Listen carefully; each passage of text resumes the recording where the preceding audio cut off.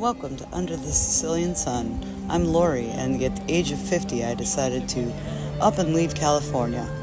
About a 500-year-old house in a small city in northern Sicily. Come with me while I explore all of my neighbors, the food, the culture, my remodel, and the bureaucracy while I try to get my Italian citizenship. Amuni. Hello everybody, I'm going to do a little bit of a different video today. I'm going to talk about my shipping journey. Would I do it again? I would do it differently for sure. The way it started was I moved all my stuff myself with a U-Haul to my parents' garage and backyard.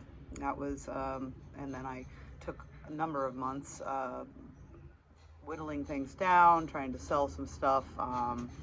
And I kept things that were, probably when I arrived and unpacked everything, I was like, well, maybe it wasn't the best thing to bring, but electronics has been an issue. I've blown out 2 lamps just with the regular adapter, and I thought lamps would be safe, but it blew out my electricity in the house, so I had to flip the switch again. So I would consider not bringing so much of the electronics, computers, laptops, phones, tablets, that kind of thing is okay, because you have adapters that can do that. CPAP machines also, there's a transformer that you can buy that's small that you can bring in your luggage. I have a giant transformer that will convert the electricity up or down, I can't remember. One direction is here and it's lower, I think. It takes longer to charge things than it does in the United States. So I'm going to say here is a lower electrical. I'm not a professional. I'm not going to be able to tell you exactly, but I have a large transformer that will help me use my power tools, which I'm very excited because finally I'm going to be getting all of my electricity in the house and also here on my terrace upgraded to current standards, which it was done in the 70s, and it was probably the first time that it was ever electrified. Before that, they were probably living without electricity and plumbing, probably. Who knows? It's a very old building, but shipping container. I decided to go a full 20-foot container.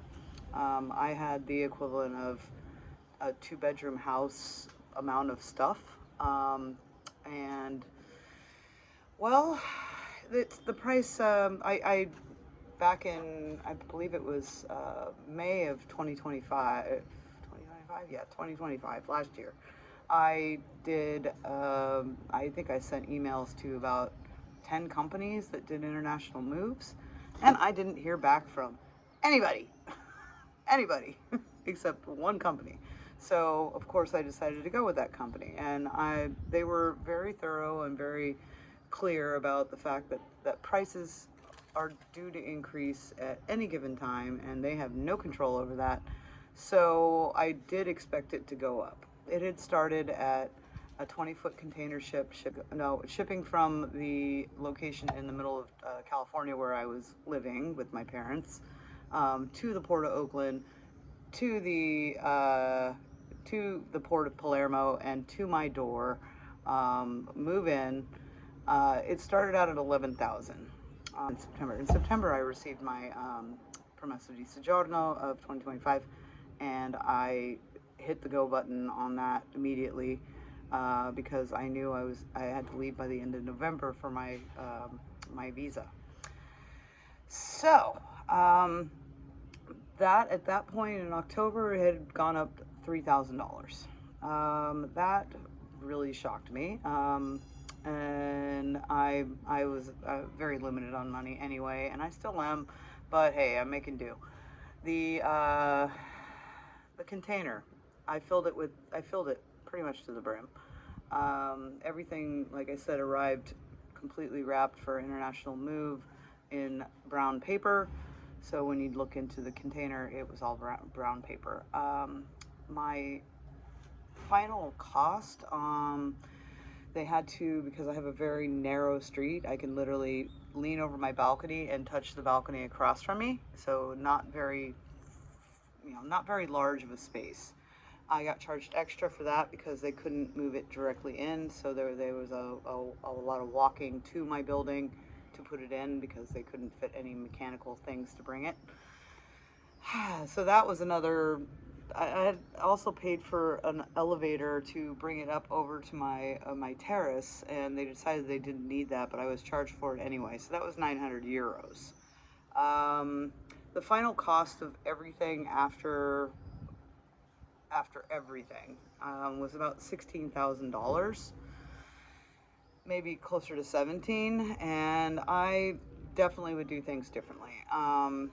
If I were to do this, I would basically, my television works with an adapter, so that's great.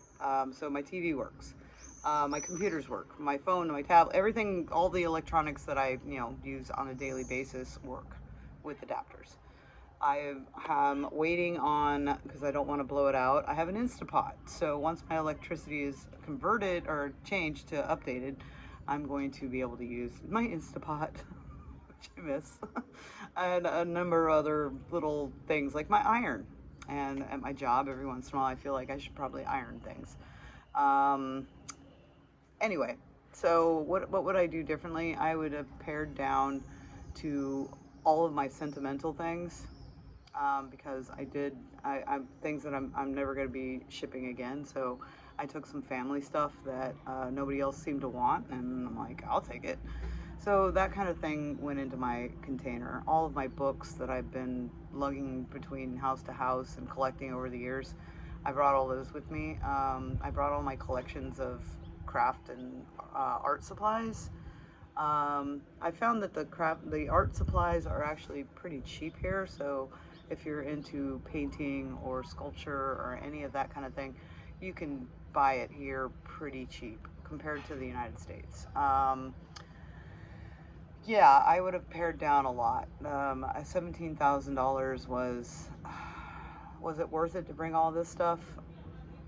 Yes, I'm happy I did do it, but I would have not taken certain things, because I was disappointed when they got here and I went, well, it broke.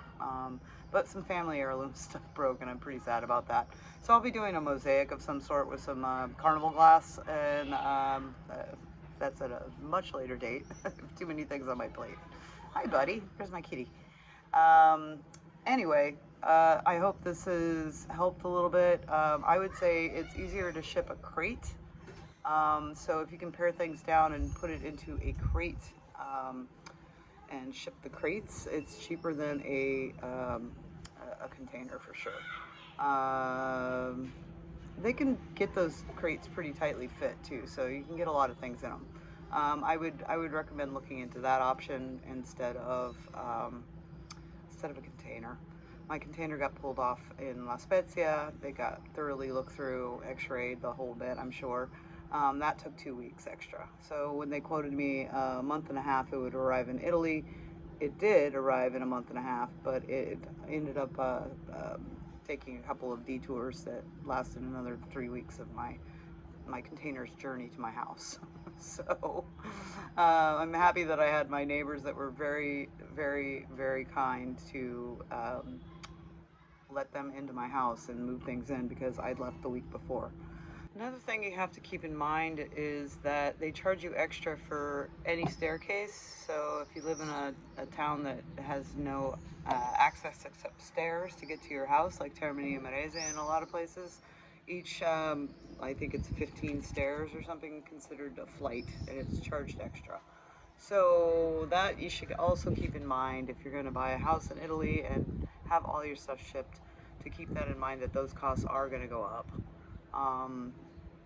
Staircases are pretty much, I have 2 flights of stairs up and then one flight to come down to the terrace. So if they have to bring stuff to my terrace, it's up and then down, up and then down.